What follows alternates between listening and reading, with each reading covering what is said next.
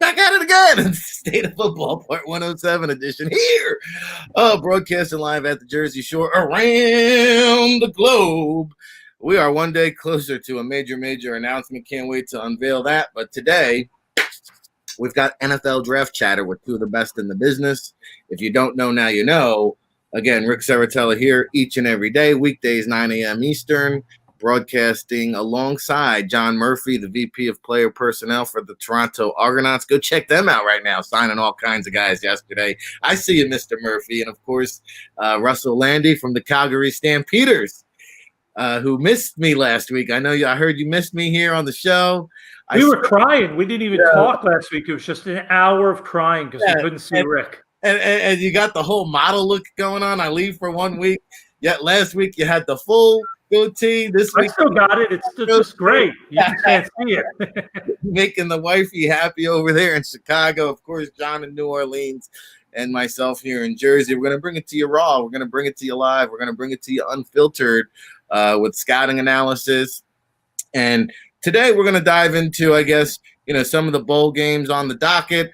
We got a couple games in action today. Of course, the Senior Bowl right around the corner, coming back around again.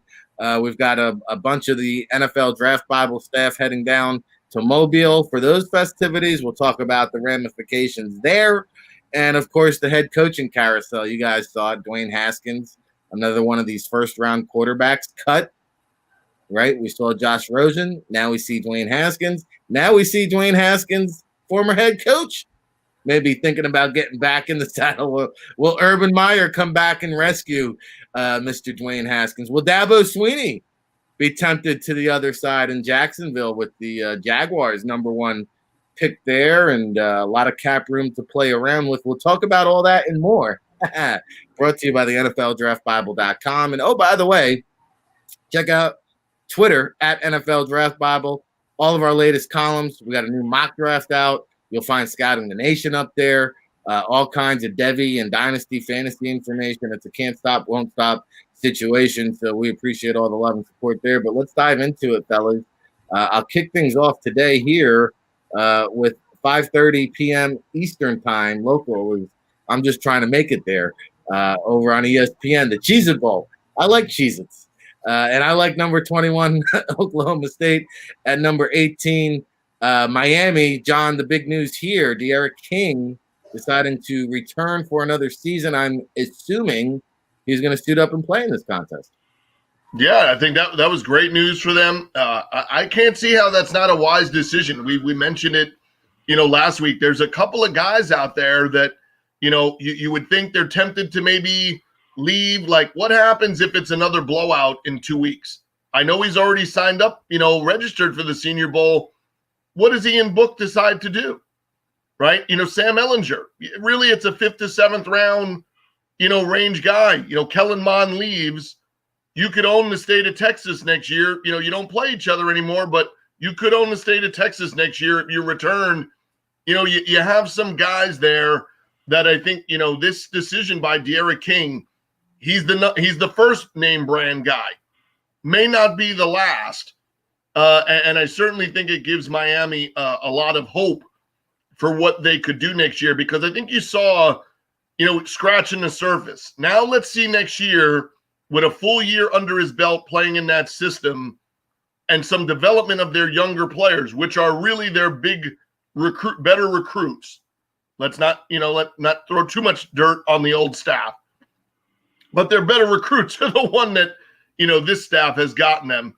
How does he play in the bigger games, bigger matchups, right? So next year, in those games, what will happen when it's not Trevor Lawrence, right? When there's no Trevor Lawrence and no Etienne, and they have D'Eriq King and Clemson has some younger players, does Miami close the gap and it's not a 50-5, right? I mean, the last 2 years is like 96-10. In that matchup. Can they close the gap with D'Eriq King? I think they would have to be, thought of as a top 10, preseason type team with D'Eriq King.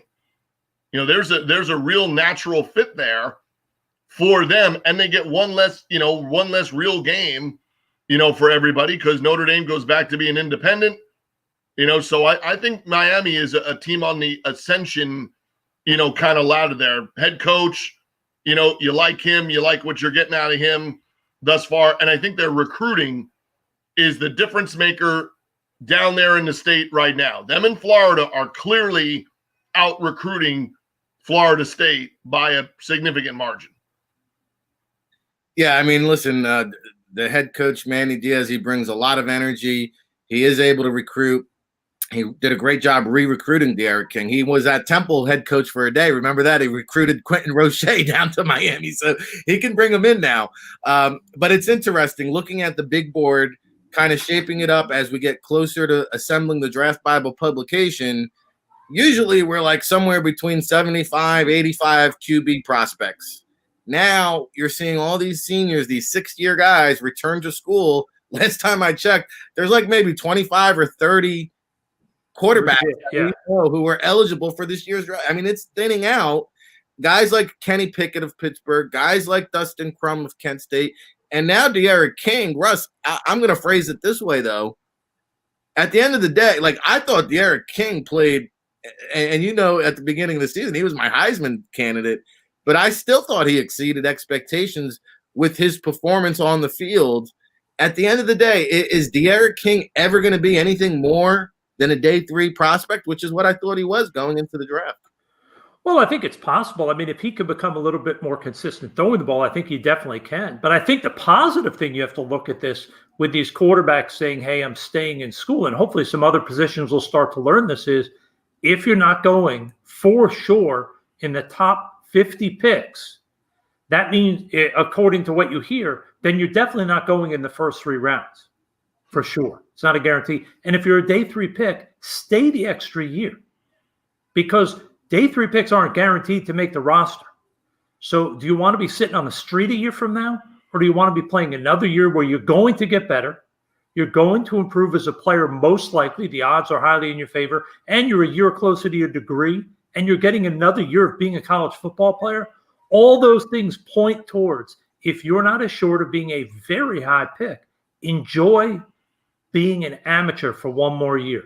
Play college football. All this can do, as long as King stays healthy, all this can do is help his career. We all know he needs to get better as a pocket passer. He's got to become more consistent with his accuracy.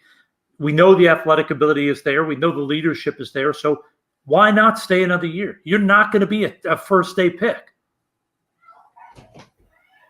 Yeah, I mean, I can see that argument. I also think that unless he has a Heisman Trophy type of season, I still think he's going to wind up in the same range.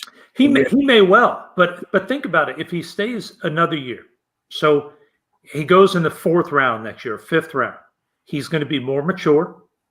He's going to have had some ups and downs of another season of college football. He's probably going to be better able to handle the tough part of being that 3rd, 4th quarterback, trying to battle for a roster spot. All the things that are going to be difficult, he's going to have another year of just life experience to deal with.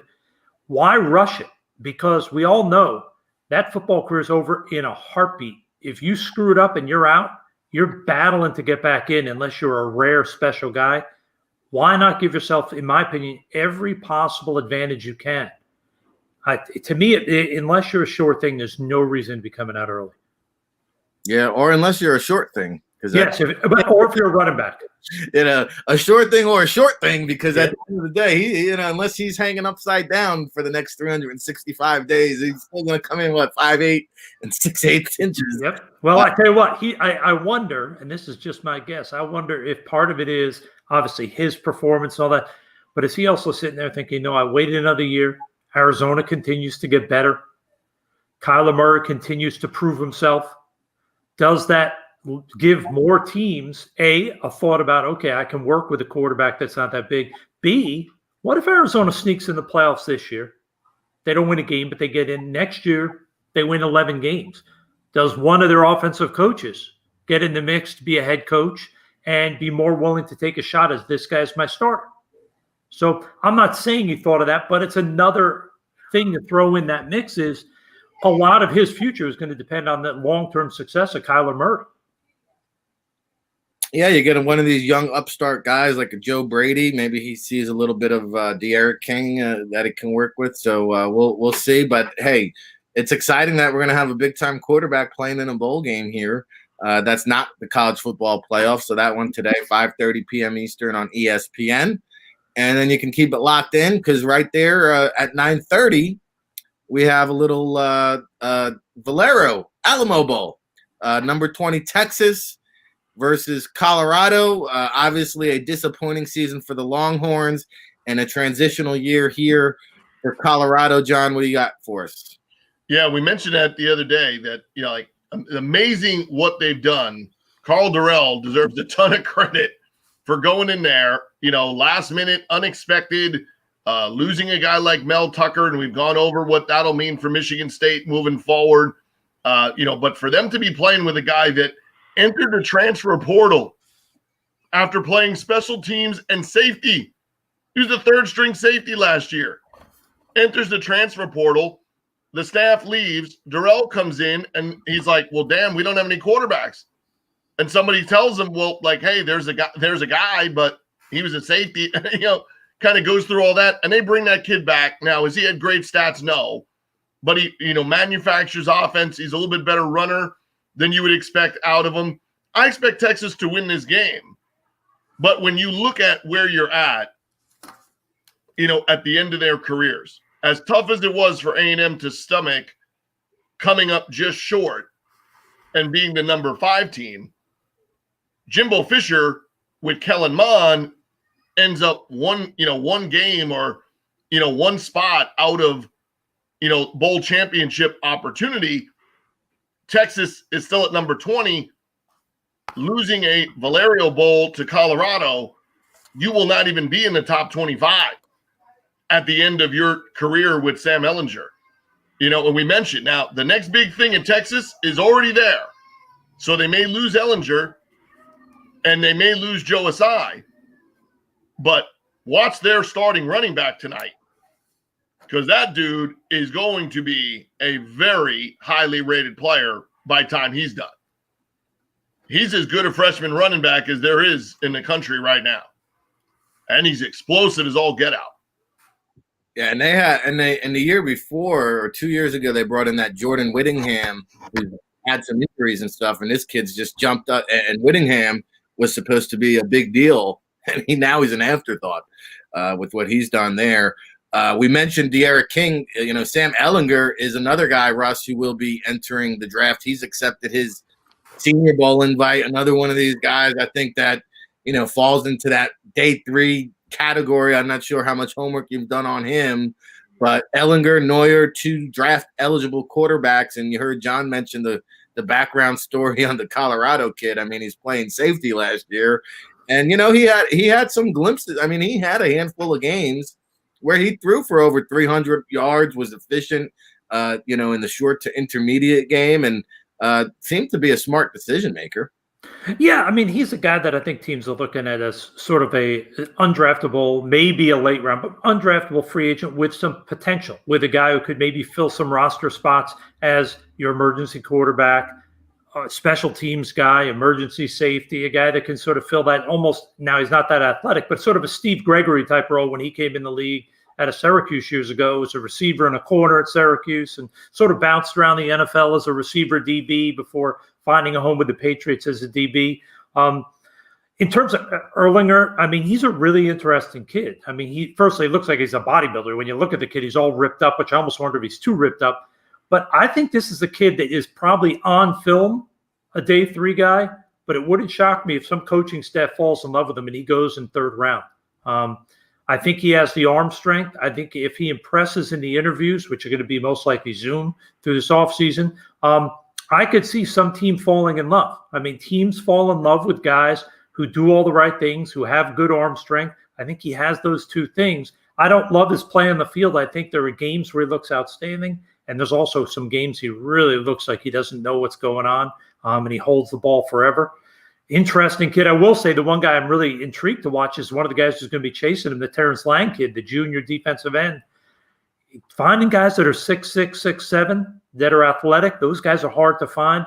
I know he's a junior and he hasn't declared, and I don't think he's a guarantee to declare. But I'm interested to take a peek, whether it's for this year or next year, just to see him, because a lot of those tall guys really struggle. But if you find one that can make things work, they're so valuable because they not only can get pressure, but they can really make it tough to run your screen game, and your quick wide receiver options to that side can make things a little more difficult, even if they're not making impact plays. So I want to take a peek at him tonight. Yep, we just got to get through the day. About 8 hours to go until kickoff, everybody. So we'll be that's 8 hours of film watching, right? I mean, that's easy. There you go. So, hey, we'll be back at it again tomorrow on the state of football. Yesterday, we had our guy Ralph Ventry, who I'm sure is very happy with the Buffalo Bills taking care of business, circling the wagons against the Patriots last night. So, that Bills-Dolphins Week 17 matchup will be interesting to see. But if you missed the Around the League, all the NFL recap and buzz, check out yesterday's edition again with NEC Ralph. Today, we've got Russ Lande, of course, Infectious Scouting CEO, scout for the Calgary Stampeders, longtime GM Junior publication, and a media maven here through his experience, in addition to being one of the few men walking the planet that have scouted for the NFL, XFL, CFL. Of course, a disciple of Dick Vermeil, who is also a big fan of the NFL Draft Bible. So check us out, NFLDraftBible.com. All right, Russell, a lot of other games going on this week. Any other players that you're going to be keeping a close eye on? It really, after today, I'm just so knee-deep in watching film. I'm not even worried about the bowl games. I'm just trying to stay on top of all the film I've got to be watching to make sure I do my job appropriately. Well, how about these guys, Mac Jones and Kyle Trask? I see a couple of guys on the Draft Bible, now mocking these guys on the day two kind of. They're interesting guys. I think when you look at Mac Jones, and this to me is the hardest part of the scouting this year. I don't know if John and Rick, you guys agree with this, but to me, when I'm looking at a quarterback, I can get a lot off the film, but I still can't judge the arm strength. That to me is the hardest thing to see on film, is that the explosiveness as the ball comes out of the hand. And even though on film I can see if he can make the far side out throw, I can't see it physically. I can't be there and see that the ball hum. To me, that's one of the big things I want to know with Trask, and especially Mac Jones. When I watch Mac Jones, I see there's a lot of really smart decisions, but I don't see the hum of the ball on film.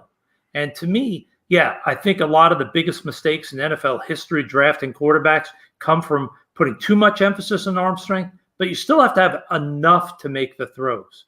I'm not saying you have to be Jay Cutler, but you at least have to be a Mark Bulger or Kurt Warner who can make all the throws with some pace. That's what I want to see from these two guys, because with Trask, there are times where he makes those throws, but there are other times where that ball seems to just hang in the air when he's trying to make the far side out throw or trying to drive it down the field 15 to 18 yards. Those are two guys that, to me, if they can't prove they have the arm strength, Mac Jones ought to be really thinking, I'm going to stay in school if I can't prove that, because he is not going to go high. And I could see him even sliding down to 4th, 5th round if he doesn't prove he has the arm strength.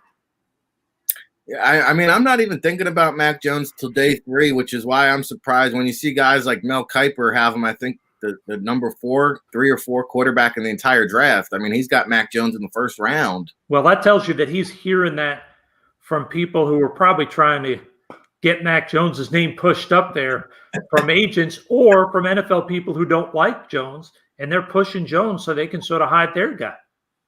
Well, I'll say this, I do feel better about Mac Jones making all the throws than I do Kyle Trask. I think Mac can air it out there and stretch the field a little bit. Trask is a guy. It's hard to tell with Trask. That's the hardest part for me. They have so much talent. He never has to. Yeah, I think this one, if Kyle Trask goes in the 1st round, I think it's a Christian Ponder part 2 edition here. Although very different players.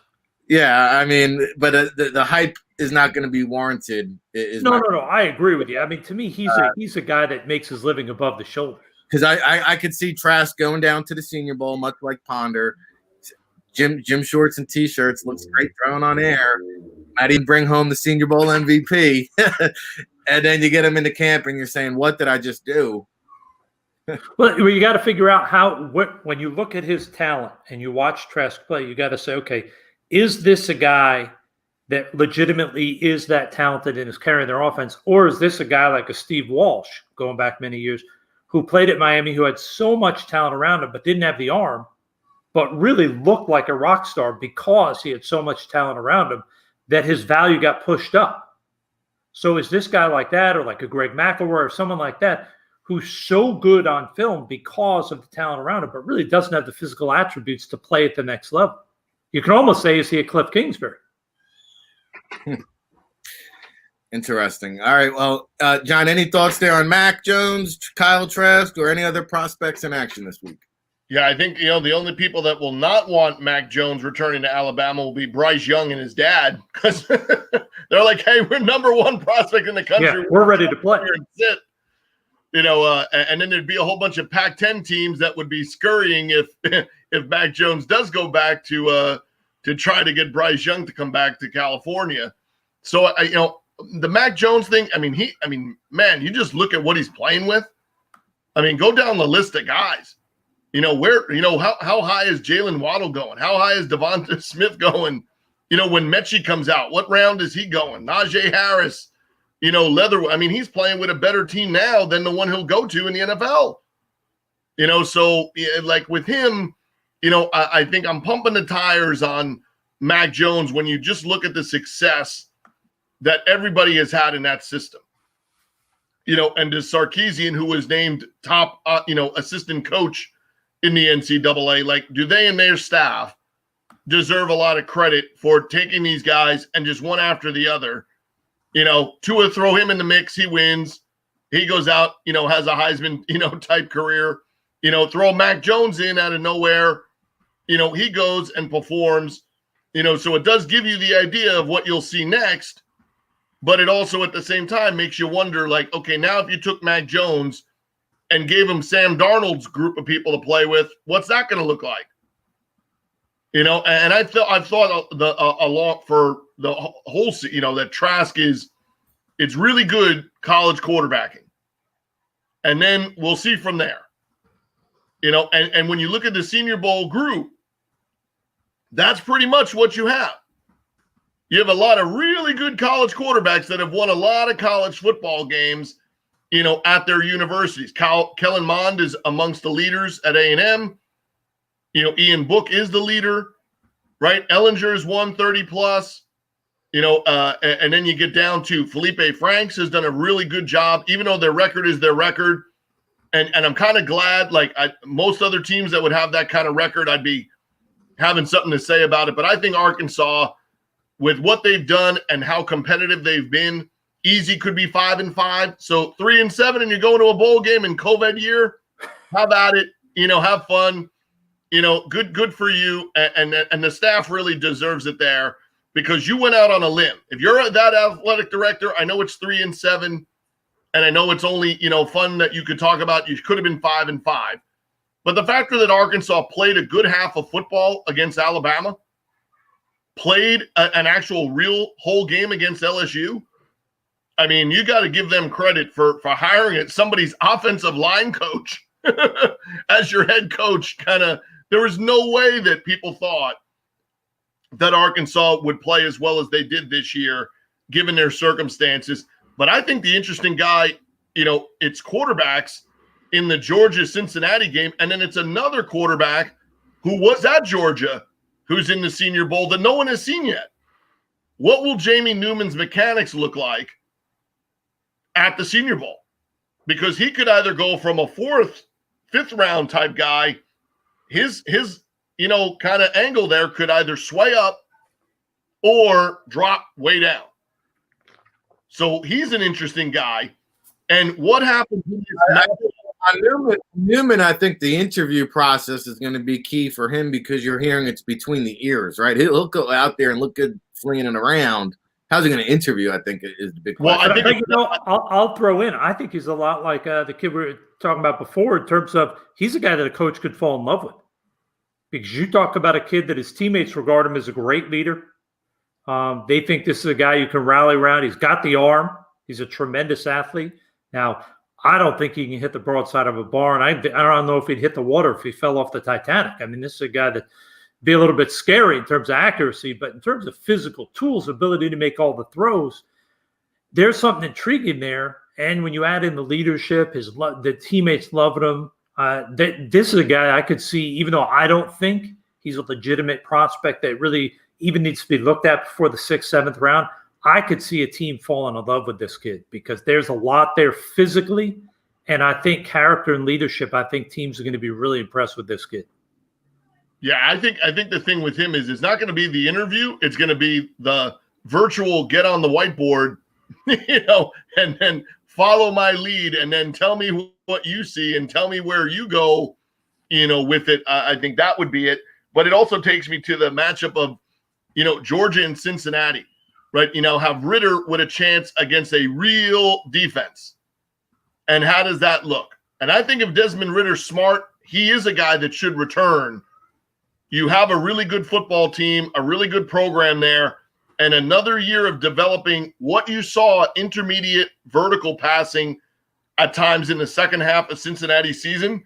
He's a guy that really, with another year, if he improves that part of his game, I think could move himself out of the 4th, 5th round, closer to 3rd, and then let's see what happens. I think he has some physical traits that with improved passing could really intrigue some teams that are watching these other guys having some success in the NFL.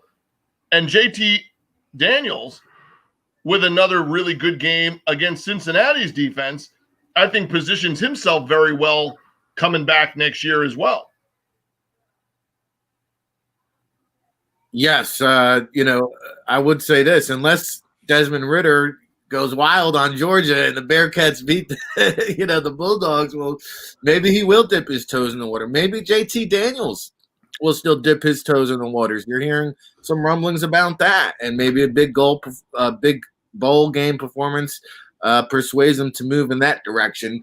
One thing I do know here on the State of Football, brought to you by the NFLDraftBible.com, our staff is going to be moving in the direction of south. Go south, my friend, down to Mobile, Alabama.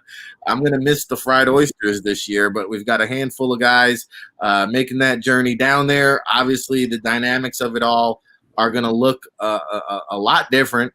And, you mentioned Jamie Newman as a guy who's going to have something to show at the Senior Bowl stage.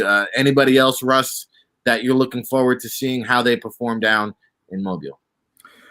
Well, to me, we talked about earlier.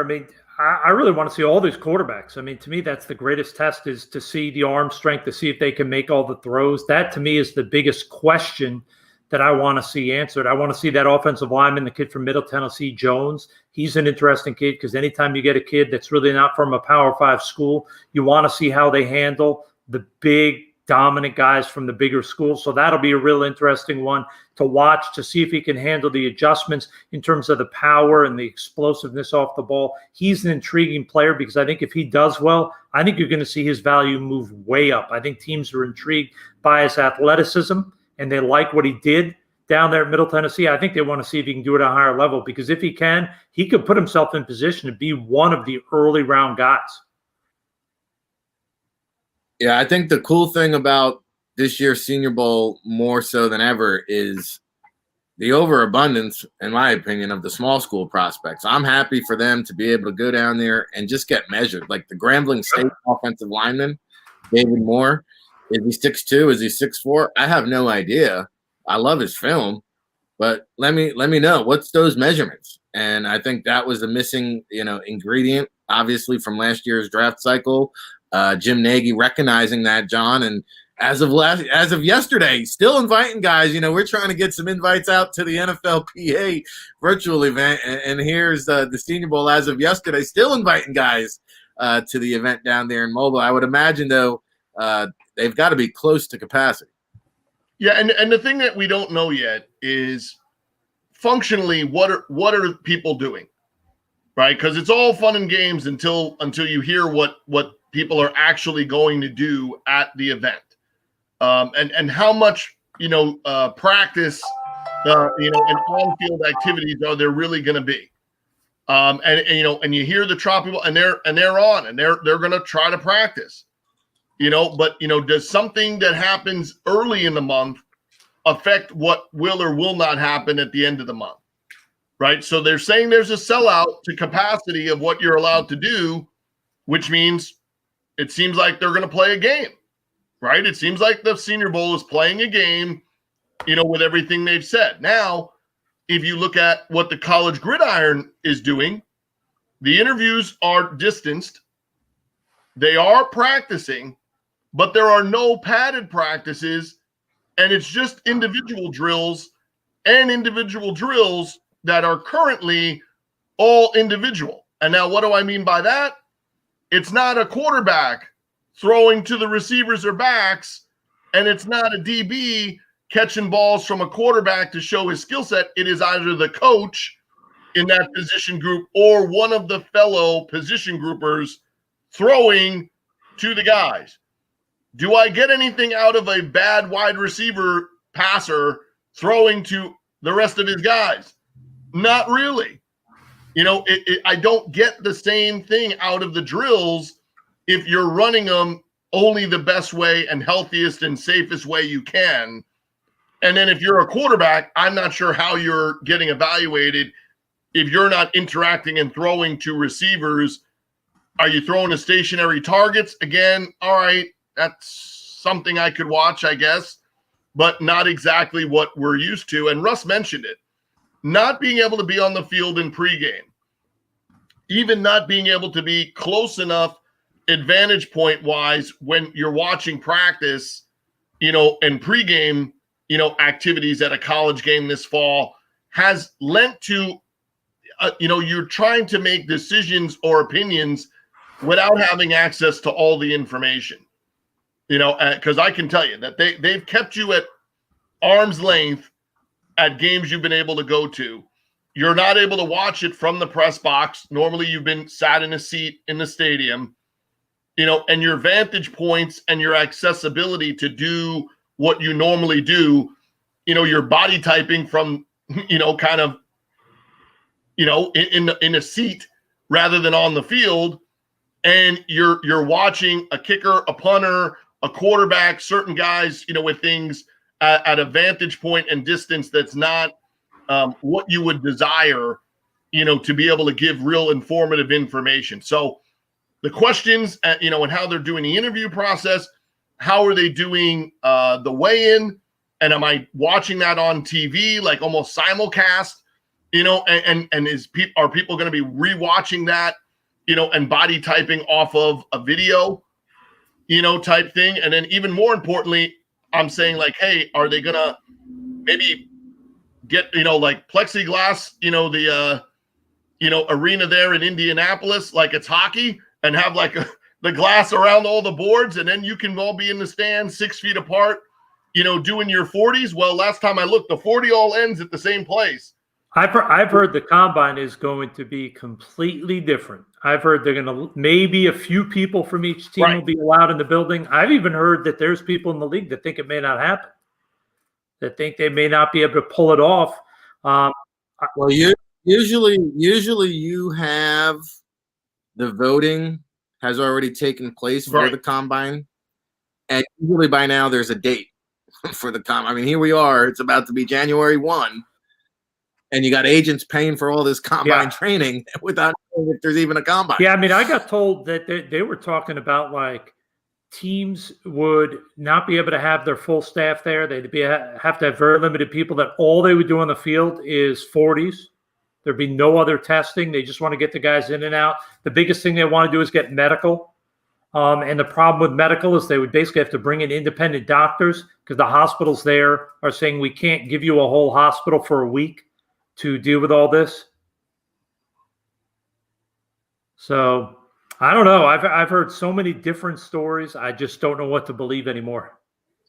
Well, they're going to have to make a decision soon here, because that's a lot of flights that have to be booked, a lot of hotel rooms that have to be planned, and a lot of arrangements that need to be made, all within the next 6 weeks or so. So we'll keep you tuned in here on the state. I'll throw out one other thing I did hear, though, that someone mentioned to me, is that he thinks an outside chance, not likely, but if they don't feel comfortable doing the combine itself, they may take the whole list of prospects, divvy it into 32 groups, and assign each team will get 20 or 30 guys brought to their facility.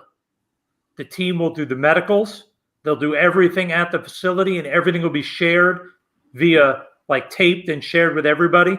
And that way you can get all the numbers, do all the medical, do all the interviews, and boom, at least that way it's done somewhat safe. But the problem is the league still wants to get something to put on the air. Well, yeah. And that's where you run into trouble. I've heard there could be kind of a regional combine format. Yeah. I've also heard that they want to have if there is an actual NFL combine in Indianapolis, that they want to have another one-off event, I think down in the Dolphins facility for the small school guys. Just get them all in the building either before or after the combine. So there's a lot of contingency plans floating around, and there's a lot of contingency plans floating around the NFL front offices as we dive into that conversation here, winding down on the state of football. We'll have a lot of fun with the hot stove rumors and a lot of coal in the fire, Russell. But what's real? Help me decipher what's smokescreen, what's real, what's legitimate, and what's fake news here, because you heard reports here now, and we're turning our attention on the NFL head coaching search. Two teams have reached out to Urban Meyer reportedly about coming back to coaching. Dabo Swinney now, you're hearing maybe potentially linked to the Jacksonville Jaguars. You've seen what Robert Saleh has done with the 49ers, a Detroit native, I believe. And there's a lot of people in that corner hoping that he gets the Lions job. And then, Brian Daboll now emerging as a leading candidate down there in Houston. From my understanding, him and Jack Easterbay have a previous working relationship. So what are you hearing? What is legitimate? What actually has legs here? Or is it all just smokescreen at this point? Well, I think there's a lot of smokescreen. I think the thing that I've heard the most from people on the inside is don't believe all the names you're hearing that are getting these GM interviews, that these are all legitimate guys. They said most teams really want to find guys with legitimate experience, either as a GM or guys that have worked their way up. They're not going to jump in on guys that have limited experience as much. Especially in a situation where the GM is going to really be a GM, where the GM is really going to be running the operations of things. I did hear from some people that there's a little nervousness with both Houston and Detroit, with the fact that there's sort of going to be a middle person between the owner and the GM and the head coach, and how is that going to work? And it's not so much that there's a problem with the person that's going to be the middleman. It's just whenever you have filters between the owner and the head coach and GM, sometimes it can cause friction over time. Personally, me, if I'm Dabo Swinney, the grass is rarely greener. All I can tell him is he's got a great situation, and to leave that to go to a franchise that has not won in a long time, he better be sure he's going to be able to build that organization the way it is. I think the interesting thing there is that's a conservative organization when it comes to, they have a lot of patience. They don't fire many people. They tend to give guys long-term, like Dave Caldwell was there almost a decade. Are you going to let Dabo come in? He's going to want to wipe out not just the coaching staff. He's going to want to run scouting, I'm assuming, and bring in his own guy to run it. That means you're going to get rid of almost everybody in that building. That just is not something I would expect from Jacksonville. Not that they don't want Dabo, or at least I would assume they would like to get him if they're going to get Lawrence, but I don't know if they're ready to go down that road of wiping out their whole front office. I'll tell you, talk about changing around the identity of your franchise. You bring in Dabo Swinney and Trevor Lawrence, and suddenly there's a lot of optimism. But I will say, John, it would take a ton of money, I would imagine, because, he's damn near making about $10 million a year already in Clemson. On the books. We don't know what he's making off the books. I would imagine it would take a John Gruden-esque type of contract to get him to leave Clemson. Well, and the other thing you wonder is, and we mentioned this before, way before when we brought it up, before the college football season started. The first phone call Dabo Swinney is going to make, if he's interested in a pro job, is to Tuscaloosa, Alabama. And what is the response he's going to get from that guy who literally would probably tell you That was the only bad decision I've made. That was I could have lived without that, because there's no guarantee you end up with the number one, the control. Number two, there's no guarantee you can create the culture and environment that you have created there. It's not a guarantee. And number three is you're coming from Clemson with all that notoriety, the goodwill. Like I said, if you have spent 5 minutes listening to him or 5 minutes interviewing any of his current or former players, you can't help but want to be a fan of this guy and see him be successful. No doubt.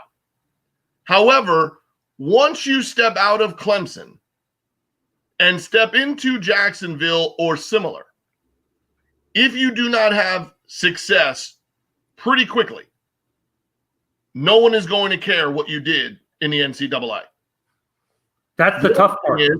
If you think playing against Sean Payton or playing against Bill Belichick last night, if you do not think that the Buffalo Bills continue to run their offense, continue to leave everybody in the game, if they could have made that 76-9, they would have done it.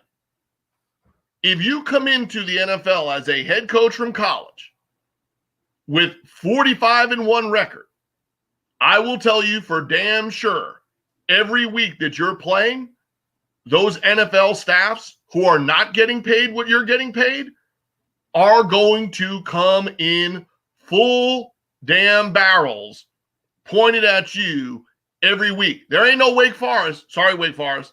There ain't no Wake Forest on that schedule. There ain't no Florida State. Sorry, Mike Novell. There ain't no Florida State on that schedule. And you've seen it the last 2 weeks, right? As much as we bang on Fugazi and those guys, they're still a professional football team and have knocked out 2 teams that are playoff caliber teams. So when you look at that and say, it's easy to say, boy, that guy looks like a really good hire on paper. Doesn't mean it's going to work. And it doesn't mean the guys in your locker room are not the kids you recruited when they were 17, 18 years old. They're guys that have heard the message. They've heard anything you're going to say, any clever ideas you got, any little code or thing you're going to put up on the wall. They've all heard it before. They've all seen it before. You have to win games, right? Just listen to the veteran guys in Detroit. Hey, this dude shows up, acts like he's Bill Belichick, but coaches like he's Frank Belichick. Don't matter. Tune them out. Hey, this guy brings in these rules. This guy brings in this stuff. And look what it's done all over the place. Why do you think Josh McDaniels probably has hyperventilated and gone back every time he's had an opportunity? Well, hey, if that ship sailed the wrong way, you're getting 2 years and you're coaching high school football. If you're Dabo Swinney, are you risking the factor that if you're Dabo Swinney, you could coach at Clemson until you don't want to coach at Clemson? Or, like I said, you could coach at Clemson until Nick Saban steps down, and then you're coaching at Alabama. You literally will win 90 out of 100 games for the rest of your career. You will literally be in the national championship picture, top 5 or 10 team. For the rest of your coaching career, you could coach at Clemson and Alabama, and that's it. I'm staying in Clemson. I ain't going to Jacksonville for that. Well, let me throw one last.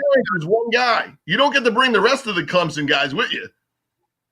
We're running out of time here on the state of football. I want to throw one other candidate out there, though, because I'm curious to get some perspective on this. Urban Meyer is an intriguing guy to me because he might be the best legitimate head coach that's on the market. He's a free agent, right?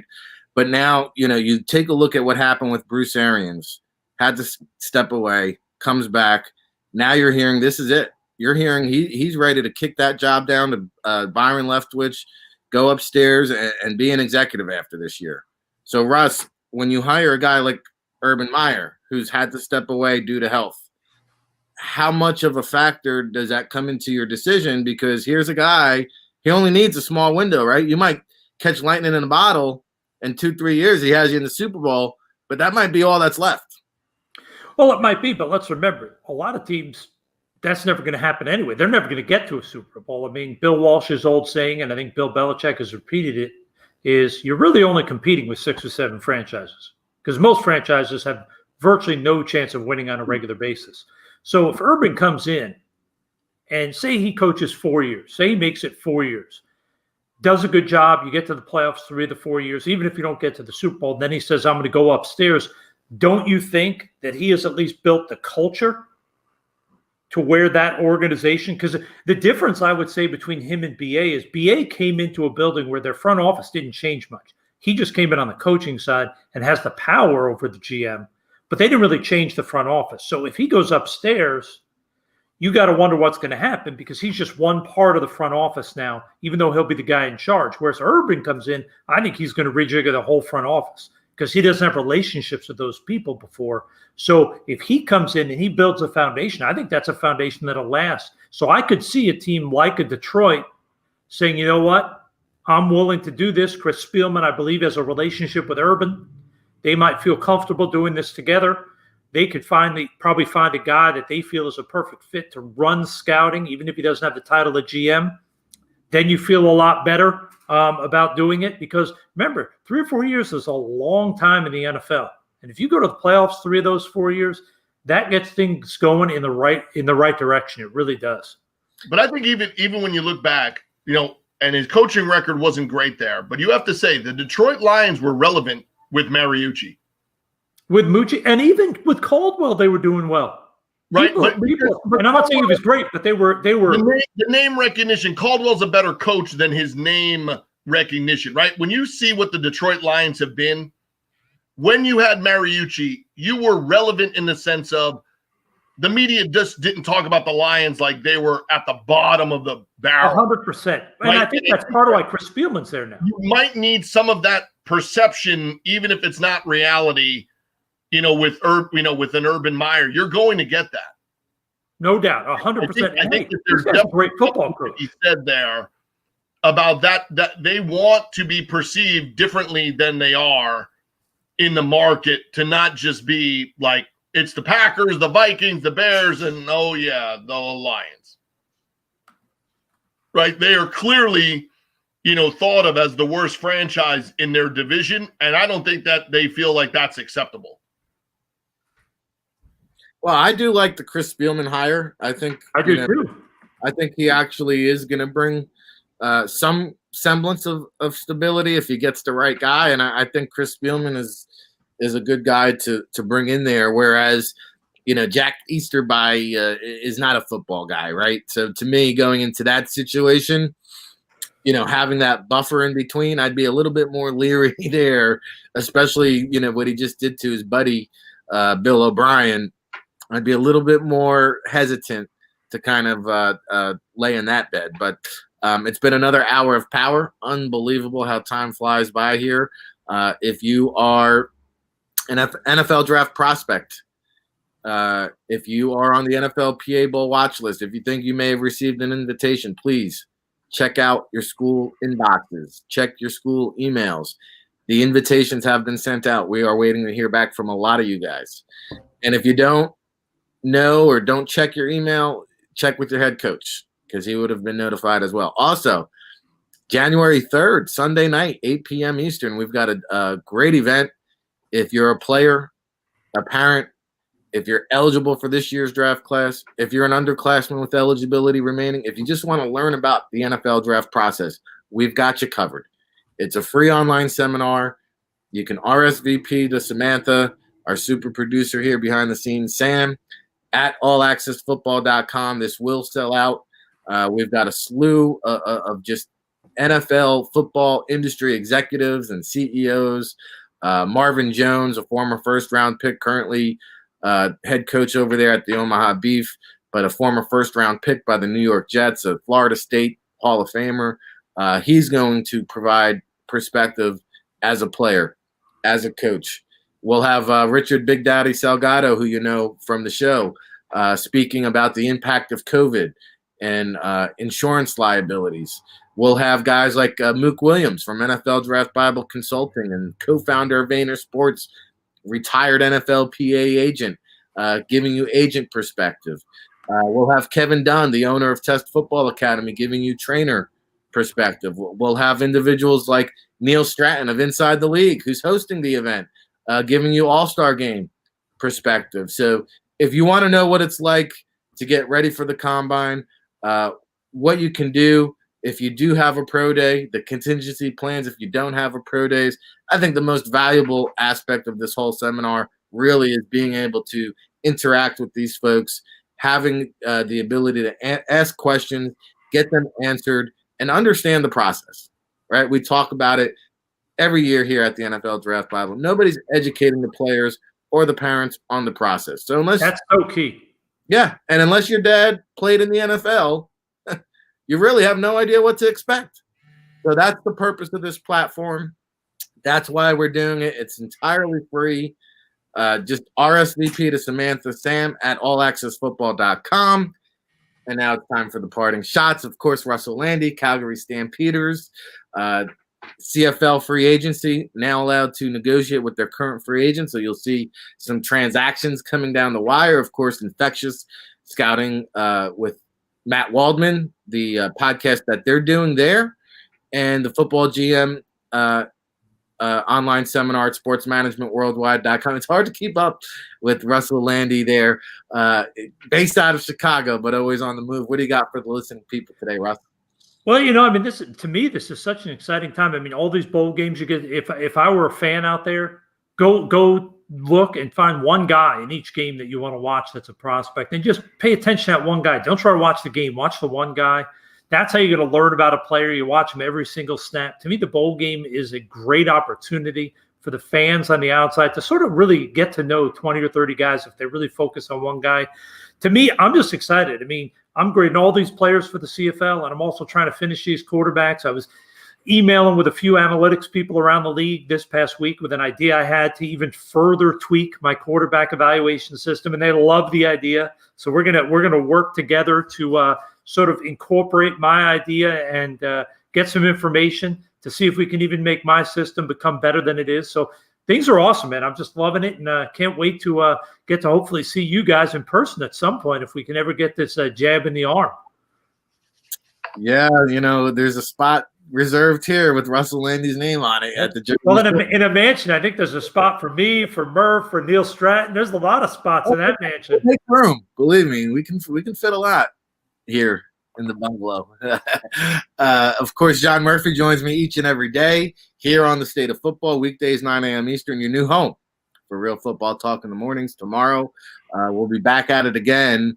I don't know of any guests currently lined up, but I tell you what, we've got the all-decade teams getting ready to be unveiled on the NFLDraftBible.com. We might just dive into some of Haskins make that list.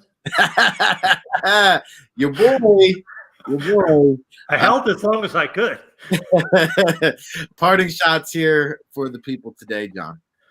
Well, one of the things that might be interesting that comes out in the coming days is there a possibility that the rift between the GM and the head coach in Vegas had anything to do with the factor that there's a possibility the GM was coaching the DBs during the game the other night? That could be quite an interesting scenario to see what kind of played out there, as there's a possibility that the GM and an injured DB might have been having to fill in and help out on a certain part of the defensive side of the ball that both of them would be very accustomed to. And if you watch the end of that game, the secondary didn't exactly hold up at the end of that game against Miami.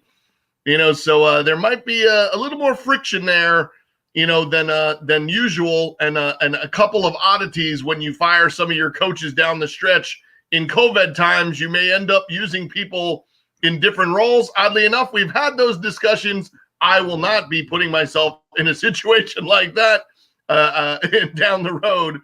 And then I can actually break some actual breaking news. Free agency, you said, is open and available. And one of the guys that'll be trying to rejuvenate his career coming off an injury 2 years ago is Kenneth Dixon, former Louisiana Tech running back, will be, joining the CFL. So glad to give a local guy that lives right near me a shot.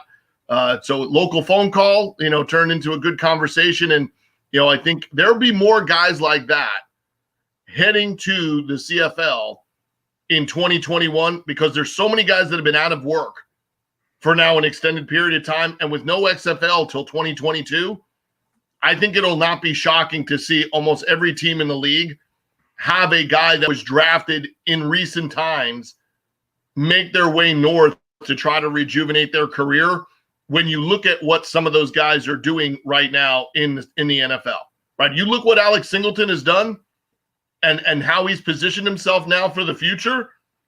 Sam McGuavin, Derek Moncrief, you look at what some of those guys now have done in terms of you're not just getting signed, you're having a legitimate shot to get on the field and play in the NFL after going to Canada. I think it's going to spark some younger guys, some former draft picks, some guys with a little more tread on their tire, making the trip north a little sooner than later. And I have to sign about 8 or 12 more of them just to kind of catch up to Russ. Well, it sounds like a confirmed ticket there to Toronto for Kenneth Dixon. So a backfield battle of Carlos Williams and Kenneth Dixon. I can dig it.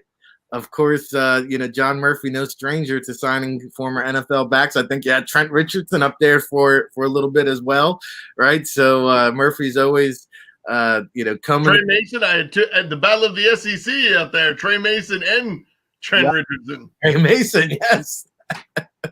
So, Russ, you got your hands cut out for you here trying to keep up with the Murphy man.